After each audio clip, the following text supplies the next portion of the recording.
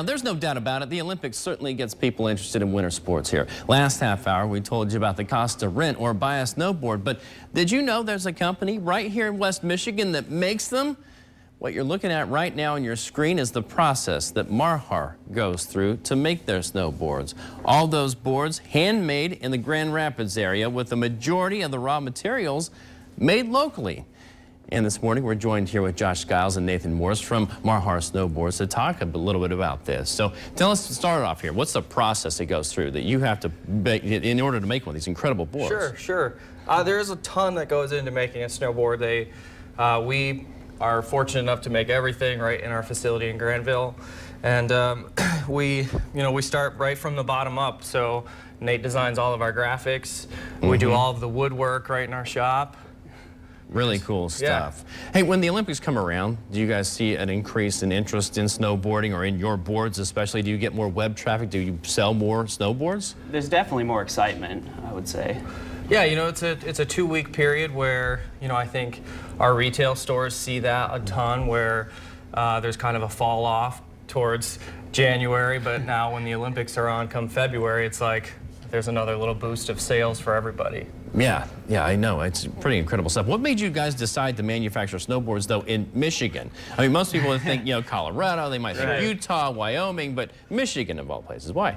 Well, actually, the entire sport was basically born here. Started with a snurfer with Shirt and Pop, and we weren't happy with our jobs, and we said one day, hey, let's start a snowboard manufacturing company, and we literally just dove into it with no prior knowledge and just said, we're gonna make a great snowboard that competes with the biggest brands out there, and that's what we've been doing for the last 6 years. You are doing that now. You've been in business since 2008. 2008. Yes. Did it start out slow or like gangbusters? It started off pretty slow because we were in a rental home basement. We had really no idea how much damage wood and sawdust can actually do to a house. So we learned some of those things the hard way. But in the past 3 years, we have it's been, I don't know, it's just been, we don't even know what day it is some days. Yeah. Now, you guys don't have anybody that are on these boards in the Olympics right now, but you almost had it, and you're thinking maybe next Olympics you'll have it, right? We are hoping. We're shooting for it, yes. Because that's the idea, and that's kind of when you hit the big time, once somebody is actually in the X Games or Olympics and they're using one of these boards, right?